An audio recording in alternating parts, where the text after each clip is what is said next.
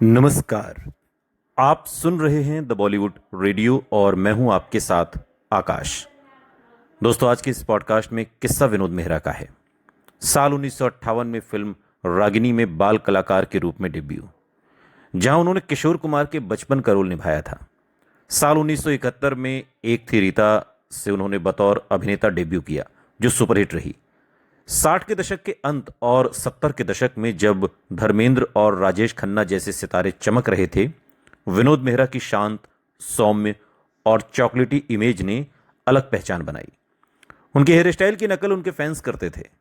विनोद मेहरा का अभिनय दिखावे से दूर, निजी और स्वाभाविक था। वो पर्दे पर अभिनय नहीं करते थे, बल्कि किरदार को जीते थे। उनकी आंखों में नमी और चमक से धूप में ऐसा लगता था जैसे धूप से खिलने वाली हंसी, और डायलॉग डिलीवरी थी, वो एक खास आवाज उन्हें दूसरे अभिनेताओं से अलग करती थी। आम इंसान की भावनाएं, रिश्तों की नाजुकता और भीतर का संघर्ष उनके किरदारों में साफ झलकता था। विनोद मेहरा ज्यादातर सपोर्टिंग या रोमांटिक किरदारों में नजर आए, लेकिन उनकी कुछ फिल्में आज भी कभी न भूलने वाली हैं।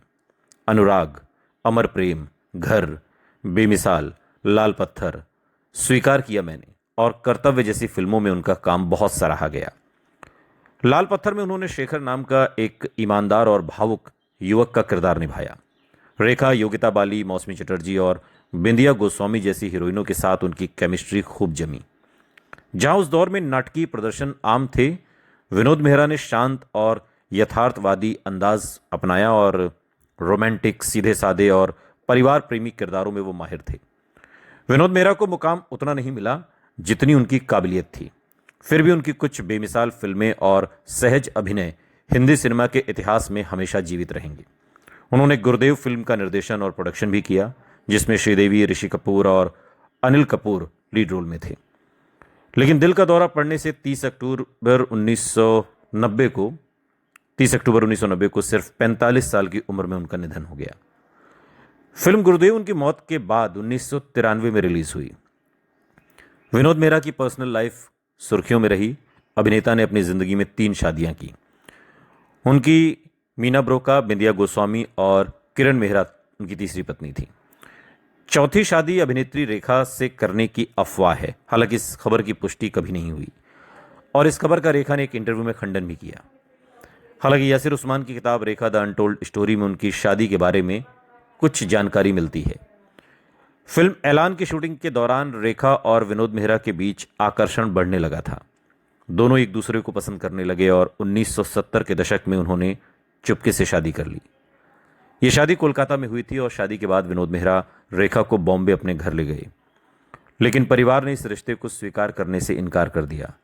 घर वालों के विरोध के कारण यह रिश्ता ज्यादा दिनों तक नहीं चला और दोनों अलग हो गए।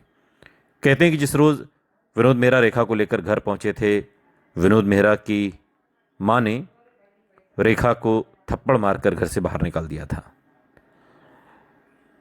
लंबे फिल्मी करियर में और निजी जिंदगी की उथल पुथल के बीच 45 साल की उम्र में विनोद मेहरा ने इस दुनिया को हमेशा के लिए अलविदा कह दिया। लेकिन रेखा और विनोद मेहरा के बीच का ये प्रेम और शादी का राज लंबे समय तक सुर्खियों में रहा था। हालांकि ये रिश्ता कभी भी ऑफिशियली नहीं हुआ।